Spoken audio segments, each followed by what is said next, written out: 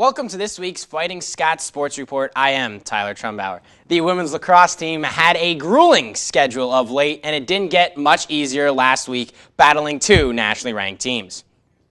The Fighting Scots fell to 15th-ranked Seton Hill, 16-9 on Wednesday. The Griffins stormed out to a 5-0 lead in the match, and Boro could never recover. Anna Purdy did register a hat trick for the Scots.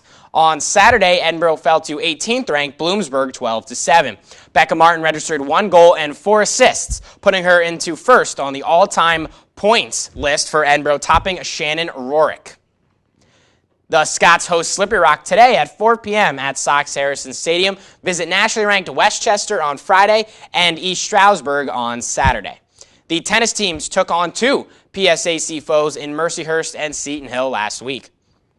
The women's team fell 8-1 to the Lakers. The Scots' lone win came at 3 doubles with the pairing of Julia Hellstern and Lydia Brown. The men edged Hurst 5-4 on April 9th. The Scots split singles, with the Lakers, but won 2 of the 3 doubles matches. At number 1 singles, Vitor Albanese was in a battle with Mercyhurst's Nanad Shurzik, winning a super breaker 7-1 after splitting the first 2 sets. The ladies battled Seton Hill on Friday and fell 5-4. Rhianne Baldwin earned a come-from-behind win at number 4 singles, defeating Paula Carvalini 3-6, 6-3, 6-4. The ladies visit Clarion tomorrow and Indiana University of Pennsylvania on Thursday to finish its regular season slate. The men's team will spend the weekend at Bloomsburg, facing the Huskies on Friday and playing Kutztown on Saturday at Bloomsburg. Boro Track and Field was represented at 3 different events last week: the Kutztown Mondashin Maltese, the Westminster Invitational, and the Bison Outdoor Classic.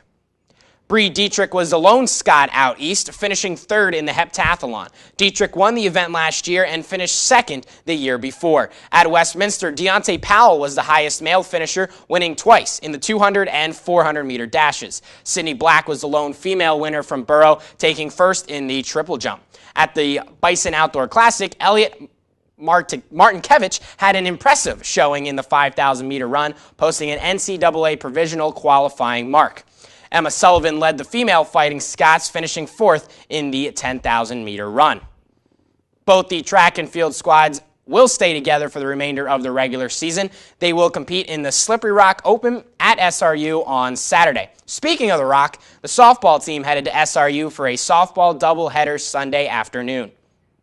The Scots swept Slippery Rock on Sunday. The first contest went into extra innings, 9 in total, before Brooke Callaghan blasted a go-ahead homer in the top of the 9th inning. Also, Kylie Mason went yard in that inning as well. Colette Lenhart went the distance in the circle, registering 6 strikeouts and tossing 106 pitches. In the second game of the twin bill, Callaghan and Mason were instrumental again. The duo combined to go 4 for 4 at the dish and scored 3 runs. The Scots had to sweat it out, though, as SRU had the bases loaded with nobody out in the bottom of the 7th, but failed to score. The ladies are scheduled to host Gannon today at 2:30 and 4:30, visit Mercyhurst tomorrow, host Clarion on Thursday at 2:30 and 4:30, and host Seton Hill on Friday at 2:30 and 4:30.